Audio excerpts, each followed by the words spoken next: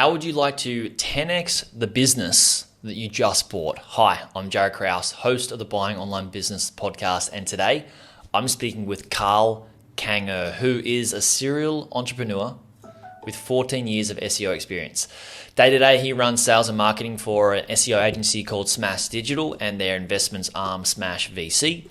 And he's had 3 successful exits in the industry and is an avid practitioner, still running a portfolio of content websites on the side. In this podcast episode, Karl and I talk about the types of websites he's bought and sold. We also talk about what types of businesses he likes to buy, why he's bought those businesses, and we break down some metrics like what are the things that he looks for in terms of DR, backlinks, content, all these different types of things when buying a content website, what a good one looks like and ones that he shoots for to buy and why. We also talk about where he's bought these sites for sale, not all just from brokers. We also talk about how and why you should have or build leverage before buying a site and how you can actually do that. We dive in as well and talk about your available capital. Sometimes people are trying to invest as much money as they can into an online business, which makes sense because they want the bigger the business they get, usually the less risk, and this is a very general statement, and the less work it can be and the more stable. But how much of your available capital should you allocate to just the acquisition, and then how much should you spend on growth on the business afterwards? And we talk about the different percentage amounts throughout the podcast with Karl. Then we move on and talk about growing these types of businesses and how he's had success 10xing 2 sites that he's had, and then also doubling, some of the sites he's had and some that he has for different, clients and case studies and stuff like that. And what are some of the things that he looks for when wanting to grow a site? And most of it comes through different types of monetization and tapping into things that the previous seller hasn't actually tapped into. Lastly, we talk about advice for first-time investors, and there's something that Karl mentions that I disagree with, not totally disagree with, but some aspects I do disagree with. It's a great discussion between us, and we talk about who is best suited to what type of growth path in the online business space, who wants to replace their income with money online. So it's a very interesting conversation that we have. We are both on the same page, but initially I disagree with some of what he was actually saying. So it's quite cool. Check that out. Lastly, we talk about Smash Digital, the SEO agency that he works for. And we talk about the 80-20 of the SEO and backlink and the prices of the backlinks they actually sell there as well. And there's different types of packages. This is so much value in this podcast episode for somebody who's looking to buy a content website and then scale it. So I hope you enjoy it. Before we do dive into the episode, we talk about buying websites a lot. Please do yourself a massive favor and don't go away and buy a website alone. Get my due diligence framework.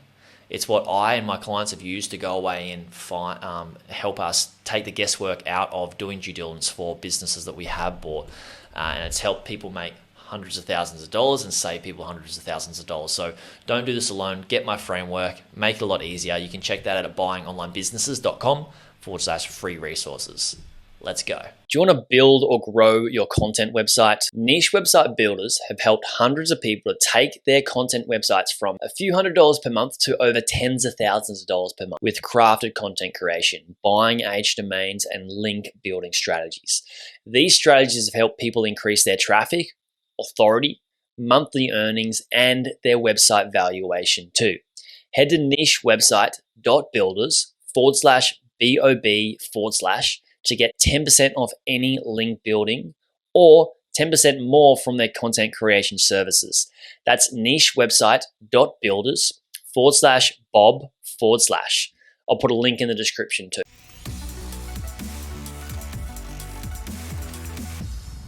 Karl, welcome to the podcast. Hey Jared, thanks for having me. Looking forward to this chat, mate. So you've been in the industry of buying and selling sites for quite a while now. When did you buy your first site? So I actually started as a builder. So I've been doing this for 14 years. I'm 26, so that's literally more than half my life. In the beginning, I was just building various sites, Amazon affiliates, content sites, a little bit of everything. Then I sold my first site when I was 16, second one at 18. And then after 18, after that first exit, I actually started buying as well. And since then, I've personally bought 4 sites. And then we have an investment company where we buy parts of businesses nowadays. Yeah, cool. And so since you've grown multiple sites and sold them, what sort of got you into buying them instead of growing them from scratch or starting them from So, scratch? so my core skill has always been SEO. That's how I got started. And with SEO, the main thing is it takes a long time to get out of the sandbox, so to say, and just to get the ball rolling. So oftentimes, you're investing for a year and a half just to, really get traction with things. And, we quickly figured out if you buy something that already has traction, you can kind of skip that. So if the site's already getting some traffic, then it's just on you to, pick the right keywords, create better content, and you can just hit the ground, running much, much faster. And you can clearly see when Google likes a site or it doesn't. So if you buy something that Google likes, you're kind of taking the easy way right away. Yeah, spot on. Way I like to explain growing businesses or growing anything in life, even personally, is getting data, getting feedback from the universe. One of those tools can be Google, getting data and feedback from them on what's working, lean into more of what's working and do less of what's not working, right? And when you buy a online business, you can get all of that data straight away. And sometimes the previous owner, well, we would say a lot of the times the previous owner haven't really tapped into that if they don't know how to. So many growth strategies that come from that. So we'll talk about growth strategies, I'm sure. And you mentioned creating better content and all that sort of stuff, but I want to dig into your portfolio a little bit. So you bought 4 sites. Before we dig into the portfolio, what did you learn? Like, what was the hardest part about buying the sites? Like the due diligence, where did you find them? What were some of the lessons that you've learned through the purchasing phase? Yeah, I think the biggest lesson has been just to take your time with it. Like when you have the capital to actually buy something, it's easy to just like cut corners, like, oh, this looks pretty good. This is all right. There's some opportunity here, but you really have to like resist until you find something that's, you've probably heard it. Like if it's not a hell yes, it's a no. And that's really the approach you need to take with these sites. Like something needs to be an absolute no brainer. And that's when you make the biggest returns because, especially most of these sites being, SEO based and so on, there's always a risk when you buy a business. There's still a risk you're going to get hit by a Google update or something's going to happen or, anything could go wrong with it. And then if you're taking that risk and you got like a small edge from buying it, it's not really worth it. So if you're going to take the risk, you need to have something that has, potential to have a home run. So like the first major site I bought, well, it wasn't major when I bought it. It was for about $30K. It was making $1,000 a month. And I 10x'd it in 1 year. And that was just by, I knew ahead of time that it was under monetized. It was going after the wrong keywords. And like, I already knew the exact plan I was going to have when I was buying it. It wasn't like, oh, we're going to change some buttons here, optimize this a little bit. It was really like planning for a home run. Yeah. And it's so much easier to build a business. So say you're trying to build something on a platform. If you buy a platform that's really solid and really stable and doesn't have too much risk, it's so much easier to build on top of that. It's like in property, a lot of people say the profit is in the purchase. And I strongly believe that is so true. Obviously, to 10x your site, you had to put in some work. Would have been easier doing it on a better platform than, say, just trying to buy something quickly. I find that a lot of people that come to Bob and the community have money. They have this pressure that they put on themselves that they want to achieve a certain amount of an income goal per month and quit their job within a certain amount of time. They want to try to do it within like a 6 month time frame or a year time frame. And they put so much pressure on themselves that they kind of force themselves to buy any business, which is where we come in and we pull the reins in a bit and say, hey, hang on a second, you're spending money that you've saved over the last 5 to 10 years. Let's make sure you're doing it in a just way that's going to serve you, not rock you back and put you back even further than where you are as you're starting now. What other things did you learn through the due diligence phase and buying? I think it's important to invest a lot more than you should. I think a lot of people buy these sites and they don't really, plan for a growth budget. So if they have 100K, they'll buy a site for 100K, and then it's like, okay, now what? You're going to write the content yourself? So like, how are you going to make this ROI back, right? So I feel like at least, 30% of the purchase price, you need to set up for growth for either content or more links and things like that.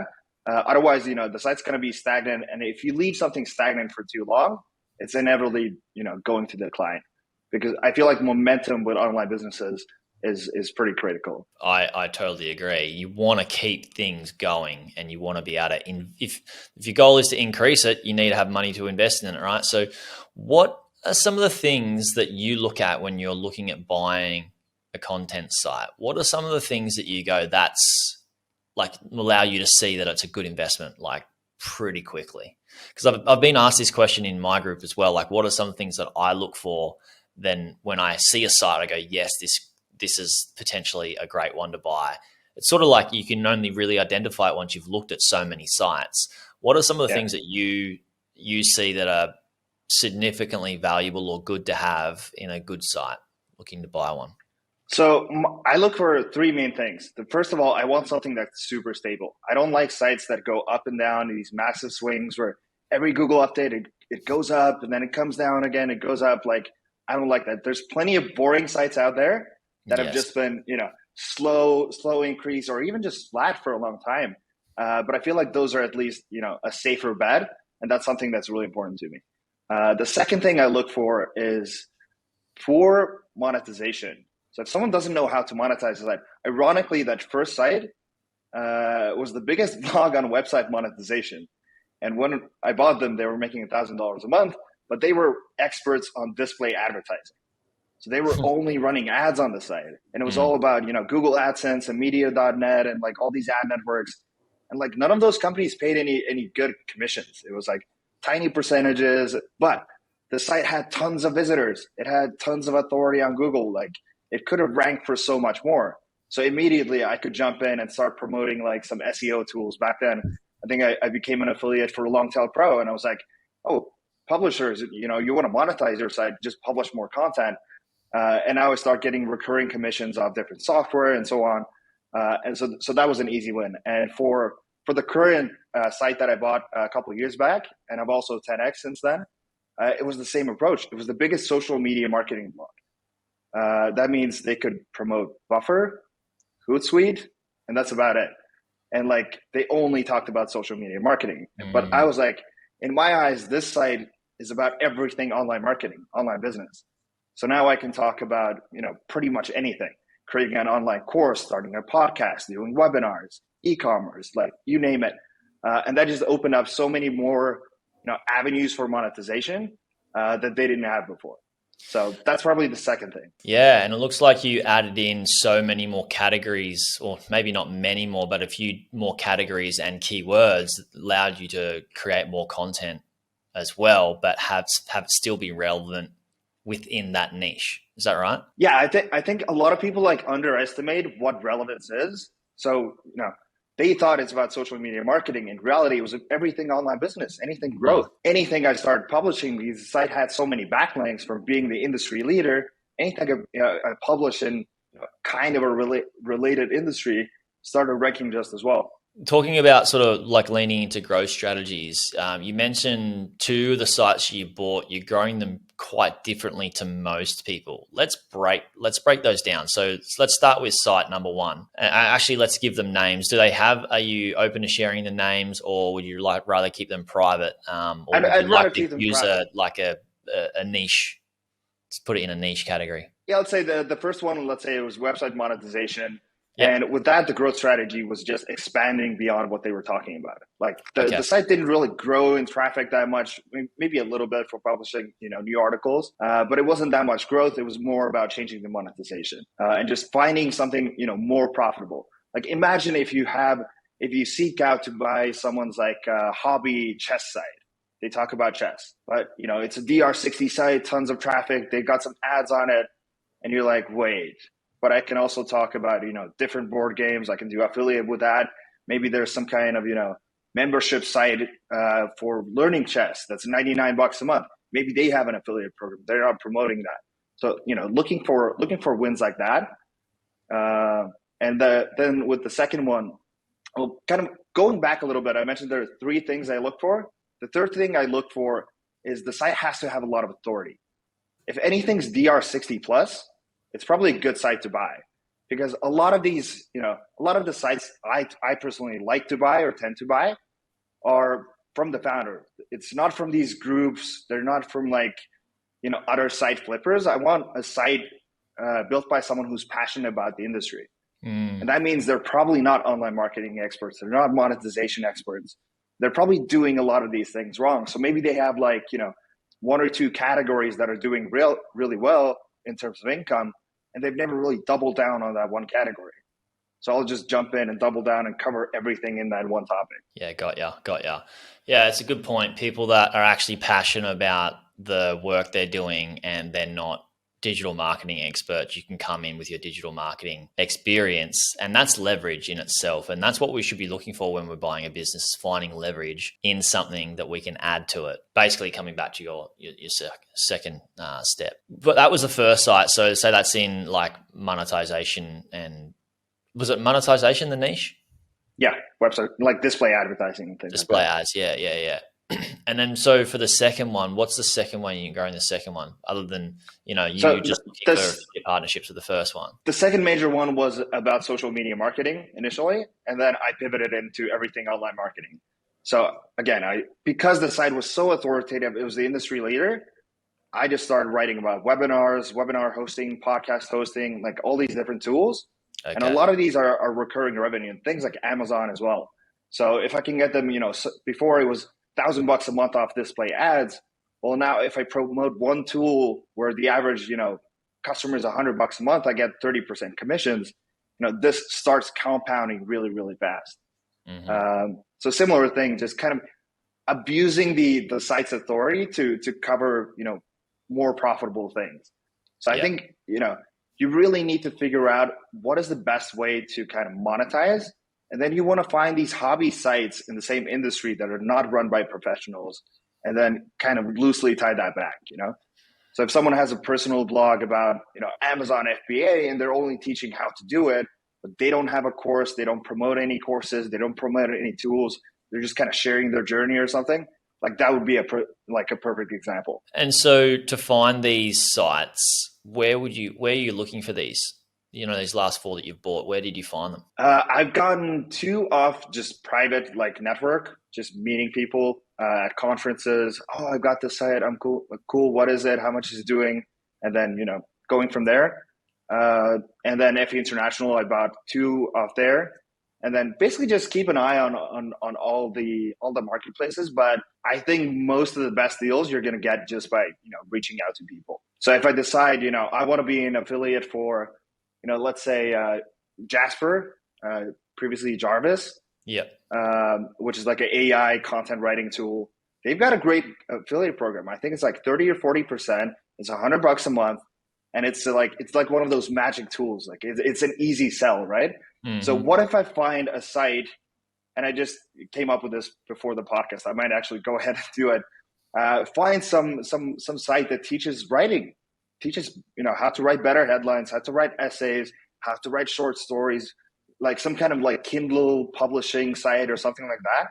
And I bet they're not monetizing using that. And now you reach out, maybe they're getting some Kindle book sales. Maybe they've got like a $20 ebook they sell. And now instead I'll create like, 14-day email course on that site that pushes Jarvis. Because every time, it's $40 a month off each affiliate sale I get, and that just keeps compounding.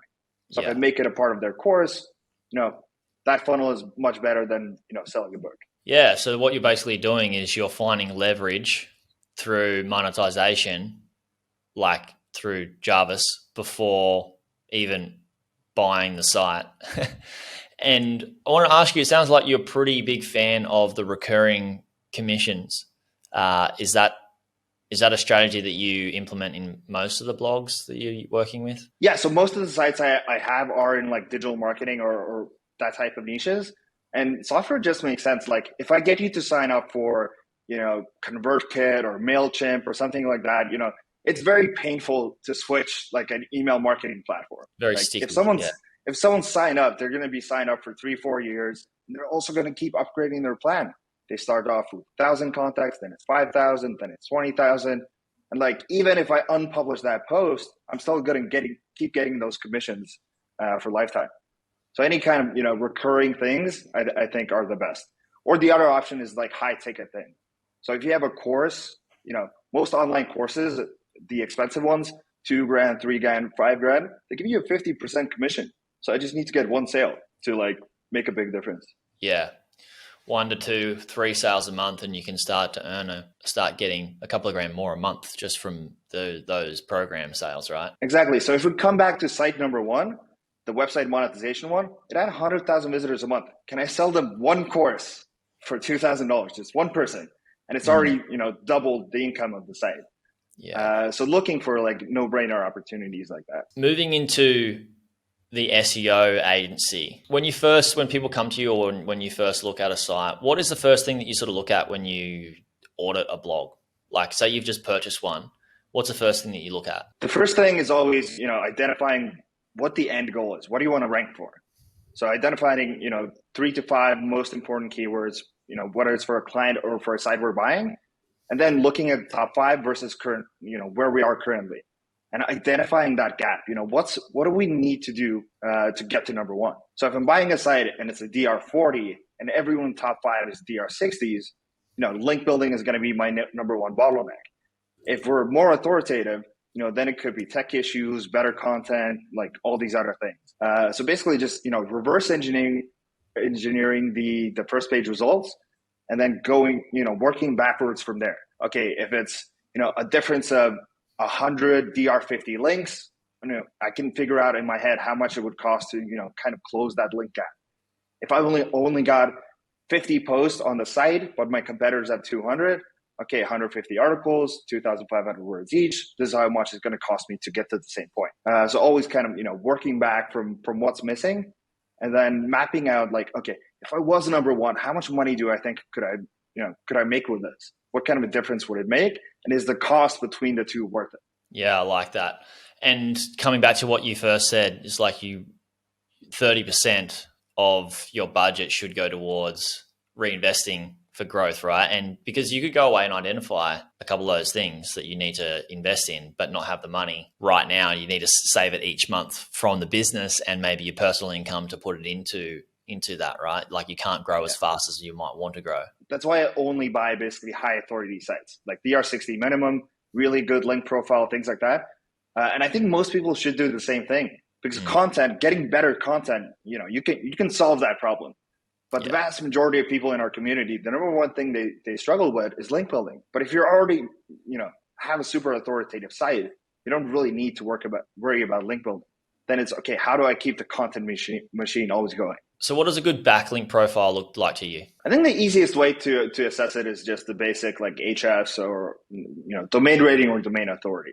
Yeah. And just, you can get a pretty good idea from that. And then if you dig deeper into the links, you want to set filters like, look at all your links, 1 link per domain, minimum DR40, do follow, and just, look at the quality of those links. You can see how many are legit, why those happen. And then, you do the same for your competitors, and you have a pretty good idea of what each site is sitting at and what the difference is and what it would take to close that gap. And so you're looking at your competitors to see what their link profile is compared to the site that you're buying, and then getting a estimation on what it would cost to beat their link profile. Is that right? Exactly. Or at least get to the same level. Yes. Because even if you're close to the same level, so I like to look at SEO like DR is the number one thing I look for competition, because if you have perfect content, perfect on page, in my experience, you can shoot up about 15 to 20 points in authority. So if I'm at a 50, all my competitors are 60, 65, I can still like realistically compete with them if I put in the work. But if everyone's in the 80s, I don't have a chance. Maybe 1 in 20 posts will get lucky and get up there. But you want to make sure that gap is kind of minimal, so you have a higher success rate every time you publish. Yeah. So like a gap of like 20 or more would be a lot harder to achieve, especially when you go from 60 to 80. Yeah, 60 to 80 it's very huge different. Gap. Yeah, to get from 60 to 80 is very different to get from 20 to 40. Yeah. So the second side I was talking about, the social media side, that's been a DR77 for the last 2 years.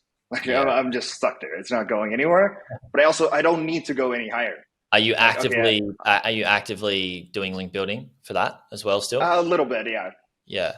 It does take, and you really want those quality links to really make the difference, right? No, you don't like to go for anything less than a DR60. When you look at the backlink profile, is there a certain amount of links that are above DR40 that you want to see? Like, is there like 50, 100 that you want to see for a good There's backlink? really no magic number. I think it's always about, looking at your competitors and what they have, and then, just comparing against that, because industry to industry, that's going to change so much. And to come back to your point, I do buy sites that are less than DR60 as well. I feel like DR60 is like my sweet spot.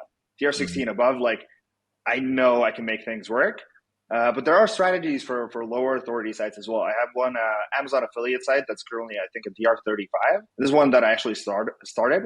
But like the strategies there are so much different for growing them. There's much bigger focus on, building links and so on. And it's something that's difficult to scale. And anytime you're building links, and it comes with a certain risk, even if you do it right. But the strategies for one of the biggest wins I had for our Amazon site that was a DR35 is buying out smaller competitors, because, then it becomes a publishing volume game. How many articles can I get live? And, finding good writers is always the hardest part. And one of the ways we took that site from 3K a month to 6K a month, I saw on like one of these buy, sell online business like Facebook groups, someone's like, oh, I'm selling a gaming site. I'm like, okay, can we fit gaming into this one site? Okay, yeah, it's kind of relevant. And I'm like, okay, how good is your content? How many articles do you have? I went through his content. He wasn't making a lot of money, so he was willing to sell the site at a much lower multiple. But when I merged that site into mine, I've got 150 new articles, and my authority is higher, and I instantly get a massive, jump in rankings. Tell us, how are you merging these, like technically, with like this main site that you merge into, well, this gaming site that you're merging into the main site? How are you doing this technically? First, I do a content audit. So anything on their site that's garbage or too unrelated, I get rid of. So I only want to keep the best content pieces, make sure it's actually good. Like if a writer wrote this for me and I had to pay them, would I publish this or not? That's kind of the content audit process. And then I take all of the best pages, move them over, standard WordPress, copy paste, keep the same URL structure, and then do just redirects URL by URL. And then anything that I deleted, I would 301 to the homepage. Okay, so anything that's been deleted that you don't put on the site, on the main site, you just 301 it to the main homepage. And every post that I keep, you just keep the same URLs. You post it on the main site, and then you redirect it to that URL. Yeah. Got ya. And did doing that show you a boost in DR and also more traffic? So in that case, I didn't get a big boost in DR because it was a really low authority site. Okay. So it was like a DR15 site, but they had tons of content. They didn't know how to link build. That's why they never made money with the site. We already had some authority, so we just took their good content. And that saved us, countless of hours of dealing with writers and getting those 150 articles. And we saw massive, boost in traffic and income because we had the authority to rank for those topics. Yeah. And you're just adding content to the authority that you already have. It's a really good strategy, growth by acquisition, and actually not buying a content site just for its income, but buying it based on its content it has and merging it into the main site. I like it. Yeah. And it's especially valuable because, most of the time sites are valued on their actual income. Yeah. But, no one takes into consideration the value of the content and especially the time it saves you. So it's actually a really good way to just basically not have to write content. And then the income's kind of a bonus because, you're going to make that back anyway. Yeah. And so those are some more aggressive growth strategies. You could call them aggressive. Once you've done a lot of the harder work in the first sort of 6 months to a year, maybe 2 years, what does it look like? Are you at the point where you want to sell that because you've grown it, or if you want to keep it, what does just managing these sites look like? Is it, how much content are you posting regularly, and what are some of the things that you would do in sort of not hardcore growth phase, but more so management phase? Yeah. So the first site I flipped in a year. So literally 10x it in 1 year, sold it. And because I felt like that hit 70 to 80% of its potential. Like, we could push it more, but not that much more. It'd be a lot of work. And then it's always the risk of, something going wrong. Right. So it was a good time to sell. With the current site, even though I've already 10x'd it, I would assess its potential. I know for a fact one of my competitors is making literally 10 times more than me. So there's a long way to go. There's still so much opportunity. So I'm not even considering selling it, Yeah. because even if it's making 10 times more, that means I can easily double my site still. Mm-hmm. So I'm not going to touch it. Maybe if I get it to 5 times bigger and things start to slow down significantly, then it's like, okay, maybe it's time to let it go. But I always I try and think like longer term. Where can this go? Do I think I'm capable of doing that? If the answer is no, then sell it before something gets messed up. If I'm confident I can do it, like right now the site's been plateauing a little bit because I'm busy with the agency. But I'm still keeping the long term in mind that I know this can easily grow if I have the time to give it. And so what does it look like when you don't have, like when you're only spending a couple of hours a month on it? What, are you still posting regular content, and you having other people do the link building for you? Like, what does that look like for you?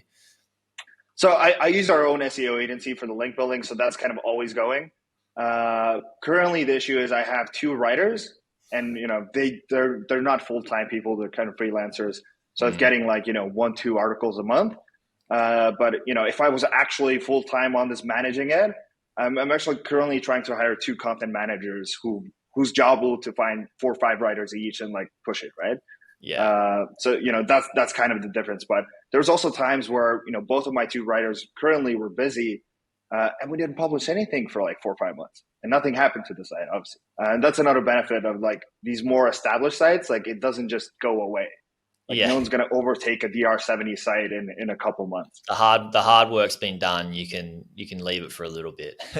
I want to ask some newbie questions, like for people that are just thinking about jumping into this space. First one is, what advice would you give to somebody that's wanting to buy their first online business, first content website? Build one first. I really think you have to go through the process, like the entire process, because you can outsource everything. You can outsource link building, you can outsource keyword research, the content, and so on. But if you've never done the job yourself, you don't know what a good job looks like. So even if you go through one of these courses like Authority Hack or Affiliate Lab, or pick any one, and you actually try and start a site, I think you learn so much in that process. And it kind of sets you up for things. You're gonna know how to evaluate a good backlink versus a bad backlink, because one was really easy for you to get when you were trying to get links. The other one, you couldn't build yourself. So interesting. I think the skills give you a massive advantage. Yeah, I've had 2 of the smaller sites I've sold were sold to first timers.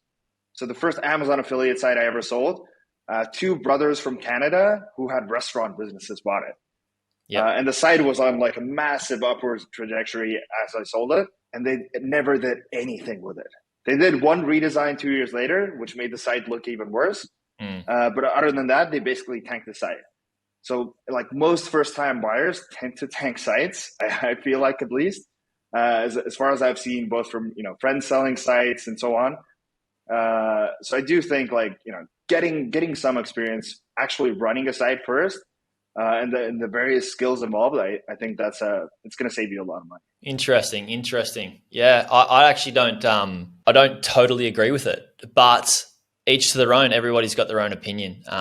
Reason being is because I believe that my reason I don't say totally agree is because I agree with a big portion of what you're saying, in terms of it's good to know how the site works and what work needs to be done. And when you're hiring writers and link builders, to hire the right ones, for them to not take advantage of you and give crappy work, so you know what you should be expecting. But at the same time, you can buy a business and do it really, really well. For example, I've got a lot of examples of newbies that have bought sites that have had zero experience, myself, a plumber, but a lot of other people in the community. So I think there's really more than not just our 2 routes of learn to start one from scratch yourself, or me just go out and buy one. There's different ways you can go. But I believe there is a certain type of person that would be best off starting a site from scratch before they purchase, and then there will be a different type of person that should go away and buy one without having to start from scratch, that could save them a bit more time and money and get up to date. So I think there's really many different routes, but I don't want to discard what you said, because it's so true. Like it is better for a majority or percentage of people to start from scratch too, for sure. Yeah, like I said, it's such a vague question, and when we're talking about newbies, there's so many different types of newbies. There's the stay-at-home mom who's got 20K and wants to buy an Amazon affiliate site and has kids to manage and all this stuff. Like, it's a side hustle thing. Probably don't buy one. But if it's someone who's committed to this, they're going to be learning at the same time, figuring out like what actually is SEO, and I've got 200K in the bank, I'm going to buy one for 50 and then, experiment with that and learn on the way. That's a very different story. You're spot on. It is a vague question. I do think there's also kind of like a middle ground. Like, in these communities, there's a lot of experienced people who are running sites, but maybe have not had like amazing success, maybe don't have as much capital. So you could do some kind of partnership where, both of you are involved, you put up the cash, they help you kind of operate it, and you work through it together. I think that could be another good option. That's something I've personally done as well. Yeah, I like that so much. And I'm glad that we're talking about the different variations of how somebody can do this, because I know a lot of people that come to me and go, Jared, I'm almost done. Like, I've started a site, I went nowhere, 90% of all starts fail. It's really hard to do. And they got a little bit of money and they're holding onto it very, very tightly, and they want to make sure they don't stuff up. But there's another portion of people that do start sites and just go, all right, this online game doesn't work for me. And it's a massive shame for them to give up on their hopes and dreams when there could be another route. Doesn't mean buying an online business, but there's different ways to do it. What people take when we have a podcast, yourself and I, Karl, and many other guests, people take what we say sometimes for absolute gospel, and there's only one route, and only one route is the only way that they should be doing it, when it's not actually true. Because there's a lot of people who come to me after listening to a podcast or YouTube video, not mine, other people's, and say, this is the way that I need to grow my business. Well, not really, because your business is different. And each human being is in a very different position. So you're right. It was a vague question, but I'm so glad that we're explaining the variations that people can take that can suit them best, for sure. Yeah, and I think one of the most valuable things about starting with buying is that then people realize like, oh, this is a real thing. This is something that's possible, because you start seeing the income coming in. You make a change on the side, and you can see, oh, I made less or I made more, and so on. And it kind of gives them faith, like, oh, this is possible, and stops them from giving up. Like, I was lucky when I started at 12. My first 3 sites were a success. Oh, that's awesome. And after that, I think I've been doing it for about 3 years at that time. I was like, okay, I'm gonna double down on this. I'm gonna use the same formula. In one summer, I started 20 Amazon affiliate sites. Month 1, doing all the research, setting everything up, setting the sites up. Month 2, ordering content, getting all the content going. Back then it was like micro niche sites. It was like 20 articles, $5 each. It was a very different game. Yeah. And month 3, doing the link building, 20 sites, only 3 of them ever made money. Yeah. And, at that time I kind of knew what I was doing already. I had a model that worked. And even then, not everything hits. So, I do think a lot of people get discouraged and don't realize that it is, to a certain extent about luck. Yeah. This is what I'm beginning to learn as a business owner in life. It's sometimes you can do all the right things, and in that time period that you do all the right things, the environment around you isn't suited to that. But sometimes you can do things half-assed for a certain period of time, and the environment around you allows you to just be very lucky because you're in the right place at the right time, in the right area, doing a couple of the right things. I'm glad that you mentioned you crushed it with your first 3, and then you had 20 that you started, and then 3 of those 20. So it's like a 14% success rate or something like that, even with the experience that you've had. But that said, like, the formula, and I would suggest if you had have done less than 20, say you did 5, you probably would have had at least 1. Probably would have done better. A lot better with more effort. But that's what you learn when you're young and you're a teenager, and you've got all the energy, and I've been there, and it's really good to give it a crack because you're learning at an earlier stage, and that's why I think most people should dive into this as soon as they can. Hey, Absolutely, yeah. yeah, Karl, it's been an absolute pleasure having you on. Thanks so much for coming on board. Where should we be sending people to check out more about what you're doing with the agency? Check out smashdigital.com. So that's our SEO agency. We don't do any technical stuff. We'll help audit a site, but what we focus on is the true 80-20 of SEO, and that's link building. And what we pride ourselves on is, everyone can buy these guest posts. You can go on any marketplace, buy a guest post for $200. We specialize in high-end link building that you really can't get anywhere else.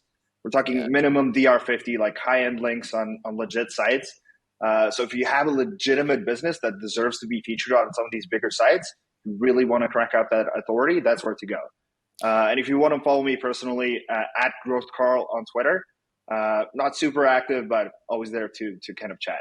Awesome, Karl. Are we able to talk about the price ranges or the packages for the backlinks, or just have people go straight to the site and check it out? We started $2.5K a month. And I'd say the average cost per high-end link, it goes between $500 and $800. Cool. So the more you spend, the cheaper it gets, basically. But this is very much for affiliate sites, we cannot do this. For affiliate sites, we do the same type of guest posting as for everyone, as everyone else does. But any kind of legitimate bigger site, software site, service business, that's kind of our sweet spot. Yeah, with the solid DR. Awesome. Love it. Guys, check out Smash Digital. There'll be links to that in the show notes. Also, check out Karl on Twitter. Thanks again, Karl. It's awesome having you on. Thanks, Jared. Hey, YouTube watcher. If you thought that video was good, you should check out this video here on the 2 best types of websites beginners should buy. Or check out my playlist on how I made my first 100K from buying websites and how to do due diligence. Check it out. It's an awesome playlist. You'll enjoy it.